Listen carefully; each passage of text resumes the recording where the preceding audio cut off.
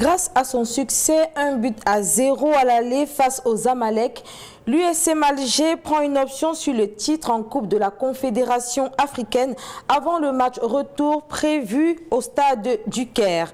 En plus du prestige continental, le futur vainqueur décrochera une prime record de 4 millions de dollars destinée à soutenir son développement. L'analyse de cette finale dans cette édition d'Africa 24 Football Club, c'est avec Franck Peck, journaliste sportif. Bienvenue sur ce plateau, Franck. Merci Joël, salut à tous et à toutes. Également présent sur ce plateau, Christian Dima, de journaliste. Bienvenue Christian. Merci et salut à tous. L'USM Alger a pris l'avantage le 9 mai 2026 en s'imposant 1-0 face aux Zamalek lors de la finale allée de la Coupe de la Confédération africaine. Une victoire qui permet au club algérois de se rapprocher d'un second titre après celui de 2023. Je vous propose de suivre ce reportage de la rédaction d'Africa 24 Sport.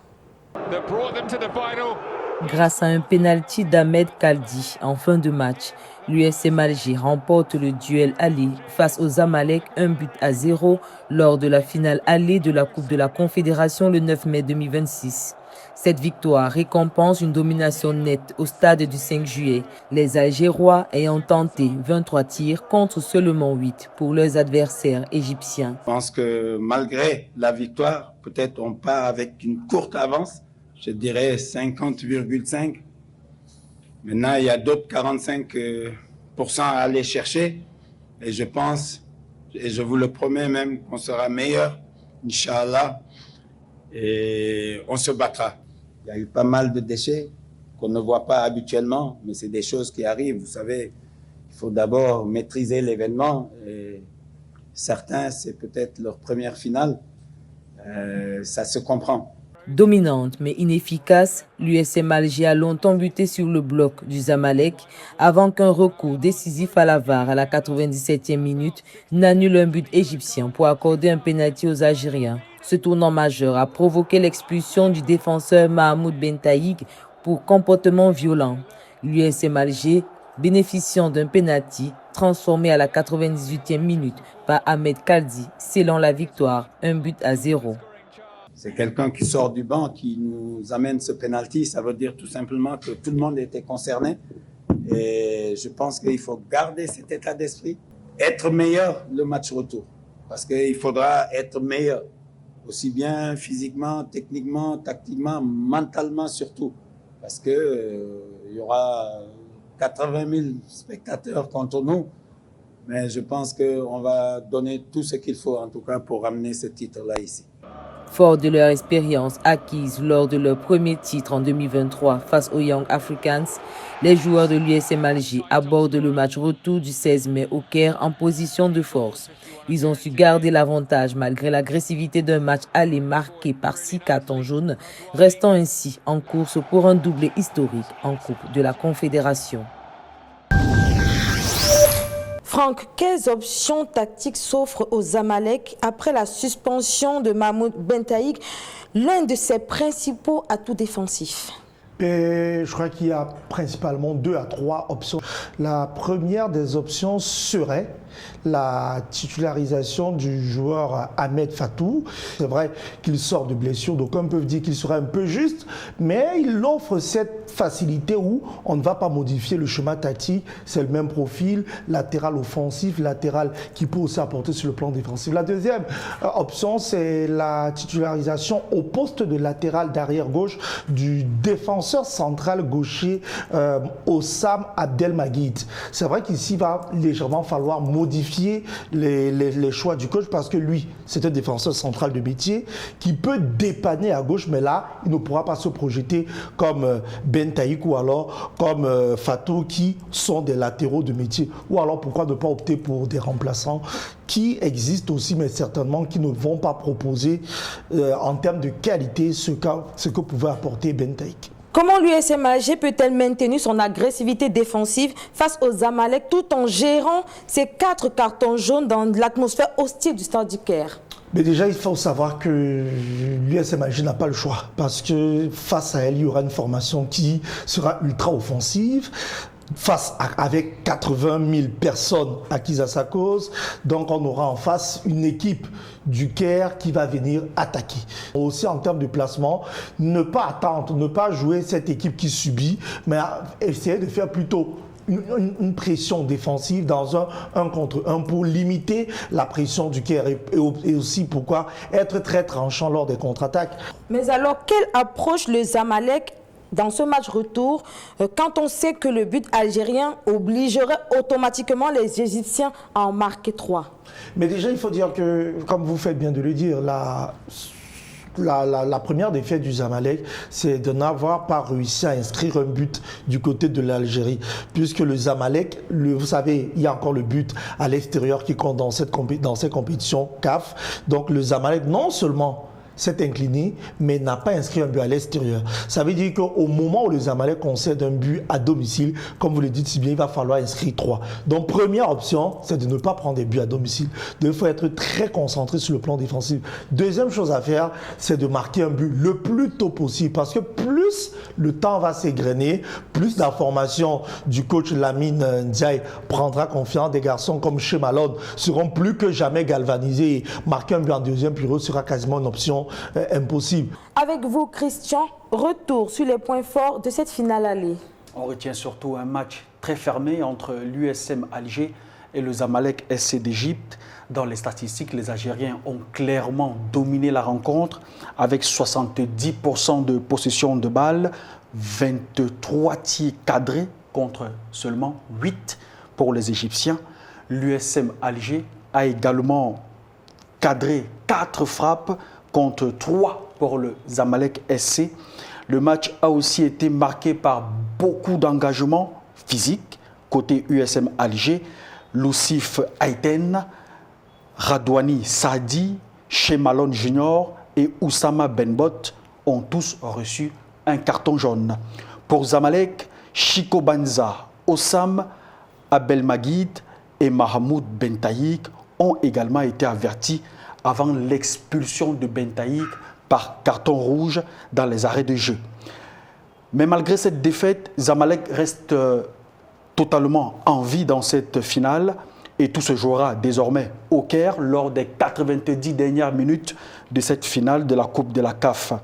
Match retour le 16 mai 2026 au stade international du Caire, cuvette de 75 000 spectateurs et dont on imagine la ferveur qui prévaudra. La CAF a annoncé une augmentation de 2 millions de dollars des primes pour les vainqueurs des compétitions interclubs. La prime du vainqueur de la Coupe de la Confédération africaine passe de 2 millions à 4 millions de dollars et celle de la Ligue des champions passe à 6 millions de dollars. Plus d'explications dans ce reportage. Le 9 mars 2026, la Confédération africaine de football a annoncé une hausse des primes accordées aux vainqueurs de la Ligue des champions et de la Coupe de la Confédération à partir de la saison 2025-2026. La prime du vainqueur de la Ligue des champions de la CAF passe de 4 à 6 millions de dollars, soit une augmentation de 50%. Cette revalorisation témoigne de l'engagement de la CAF à renforcer la compétitivité des clubs africains de football. We have to improve all the time, become better, more competitive. And we have to listen to our sponsors. Nous devons toujours nous améliorer, devenir meilleurs, plus compétitifs. Nous devons écouter nos sponsors, nos fans et même les médias. Je suis donc excité. Il reste encore beaucoup de travail à faire. Un des aspects de mon travail, c'est que quand je ne serai plus là, mon remplaçant doit trouver une fondation et un leadership où il peut continuer le bon travail que nous avons fait ensemble. So part of my job is the president who takes over from me must find a foundation and the leadership where they can continue. De son côté, le vainqueur de la Coupe de la Confédération de la CAF recevra désormais 4 millions de dollars, soit 2 millions de plus qu'à la saison précédente. Les clubs éliminés en tout préliminaire ne sont pas en reste. Si en 2021, ils ne bénéficiaient d'aucune prime, entre 2024 et 2025, les paiements de solidarité sont passés de 50 000 à 100 000 dollars par club éliminé. The good work that we've done together. Aucune organisation ne réussit à cause d'un individu ou d'un président, ça n'existe pas. Nous avons 80 000 employés dans les entreprises de ménage. 80 000 employés tous les jours vont au travail. Et nous réussissons non pas à cause de moi, mais à cause de tous ces gens. Et nous devons les regarder, les motiver.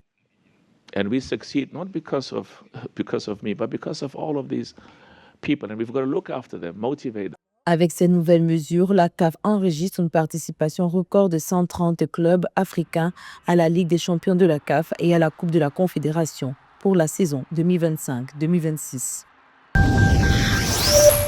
Franck, dans quelle mesure la nouvelle dotation de la Coupe CAF redéfinit-elle les objectifs sportifs et financiers des clubs africains? Lorsqu'on prend part à la Coupe CAF, on est engagé puisqu'on sait qu'au finish, on a quand même quelque chose d'assez intéressant. Maintenant, deuxième chose pour les clubs, c'est quand même un soutien de poids. Ça veut dire, en termes de salaire, ça permet à plusieurs clubs de conserver quand même certains joueurs de poids. Je dis, c'est quelque chose d'assez intéressant. Justement, comment l'augmentation de la prime du vainqueur de la Ligue des champions influencerait-elle la capacité des clubs africains à retenir leurs talents face aux offres des ligues européennes ou du Golfe? Effectivement. Voilà, par exemple, le process, il est simple. Lorsque vous avez 6 millions, lorsque vous devez, je dis à l'époque, lorsque vous n'aviez pas quelque chose d'assez intéressant, on vous faisait une offre de 3 millions pour un joueur. Rapidement, les clubs africains, tous cédaient à ces offres, d'aucuns diront, bradaient leurs joueurs. À ce moment, lorsqu'on vous fait une offre de 3 millions, vous pouvez vous retenir en disant que non, en gardant ce joueur qui coûte 3 millions, la saison prochaine, je vais gagner 6 millions, dont je ne suis pas en train de jouer à perte. Donc, vous pouvez prendre sur vous de ne plus être favorable à une offre de vente d'un joueur qui vaut 3 millions, voire même 4 millions, parce que vous avez pour ambition d'aller décrocher la Champions League qui va vous donner 6 millions. Et maintenant, pour les clubs, notamment les plus petits, on parlait tout à l'heure de la CAF, je dis la Coupe CAF, que ce soit 4 millions, que ce soit 6 millions, ça vaut pratiquement, même pour la majeure partie des clubs, même 5 fois le budget annuel. Donc vous imaginez un club, par exemple, comme Coton Sport au Cameroun ou Oroya, qui gagne une Champions League ou une Coupe CAF, je vous dis, cette bagatelle somme va véritablement résoudre beaucoup de problèmes. En s'appuyant sur les chiffres, comment les 100 000 $ de la CAF couvrent-ils réellement les dépenses de transport et de logement des petits clubs? Est-ce que ça couvre? On va dire non. Mais est-ce que c'est une bonne chose? Oui. Parce qu'avant l'arrivée de Motsepe, ça n'existait pas. Dans une prime de participation, il faut dire que c'est tout bénéfice. Lorsque vous êtes déjà qualifié après les 100 000 $, vous commencez à recevoir d'autres choses. Imaginez si vous venez à gagner, avoir 4 millions ou alors 6 millions en tant que vainqueur de la Champions League. Le dénouement des compétitions africaines approche avec la finale retour de la Coupe de la CAF le 16 mai, suivi dès le 17 par l'acte initial de la finale de la Ligue des champions de la CAF. Merci une fois de plus à Franck Peck pour son analyse. Avec plaisir. Merci également à Christian Dimado pour le suivi de ces compétitions. Merci.